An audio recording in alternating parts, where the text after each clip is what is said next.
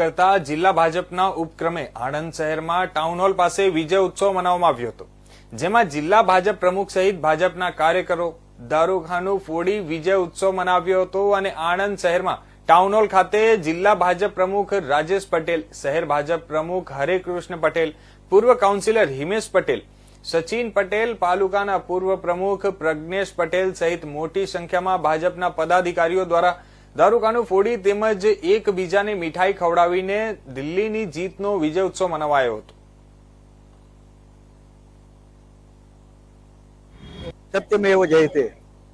દિલ્હીની પ્રજાએ આ સૂત્રને ફરી એકવાર સાર્થક કર્યું છે. ઘણા વર્ષો પછી ભારતીય જનતા પાર્ટીની સરકાર ખૂબ મોટી બહુમતીથી આરૂઢ થઈ છે, ત્યારે વિરોધ પક્ષ અને આમ આદમી પાર્ટીના જુઠ્ઠાણા બહાર આવ્યા છે.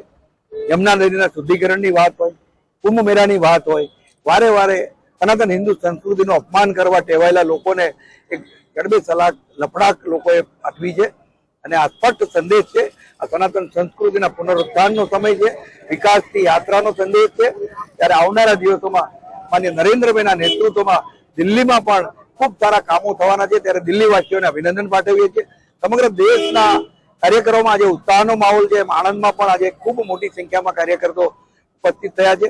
અમારા 1919 મંડળમાં આવો વિજય ઉત્સવ અમે મનાવી રહ્યા છીએ. સત્યમેવ જયતે. દિલ્હીની પ્રજાએ આ સૂત્રને ફરી એકવાર સાર્થક કર્યું છે. ઘણા વર્ષો પછી ભારતીય જનતા પાર્ટીની સરકાર ખૂબ મોટી બહુમતીથી આરૂઢ થઈ છે, ત્યારે વિરોધ પક્ષ અને આમ આદમી પાર્ટીના જુઠ્ઠાણા બહાર આવ્યા છે. યમુના નદીના શુદ્ધિકરણની વાત હોય, કુંભ મેળાની વાત હોય, વારે વારે સનાતન હિન્દુ સંસ્કૃતિનું અપમાન કરવા ટેવાયેલા લોકોને એક ગડબે સલાક લફડાક લોકોએ પાઠવી છે અને આ સ્પષ્ટ સંદેશ છે. આ સનાતન સંસ્કૃતિના પુનરુત્થાનનો સમય છે, વિકાસની યાત્રાનો સંદેશ છે. ત્યારે આવનારા દિવસોમાં માન્ય નરેન્દ્રભાઈના નેતૃત્વમાં દિલ્હીમાં પણ ખૂબ સારા કામો થવાના છે. ત્યારે દિલ્હીવાસીઓને અભિનંદન પાઠવીએ છીએ. સમગ્ર દેશના કાર્યકરોમાં આજે ઉત્સાહનો માહોલ છે. આણંદમાં પણ આજે ખૂબ મોટી સંખ્યામાં કાર્યકરો ઉપસ્થિત થયા છે. અમારા 1919 મંડળમાં આવો વિજય ઉત્સવ અમે મનાવી રહ્યા છીએ.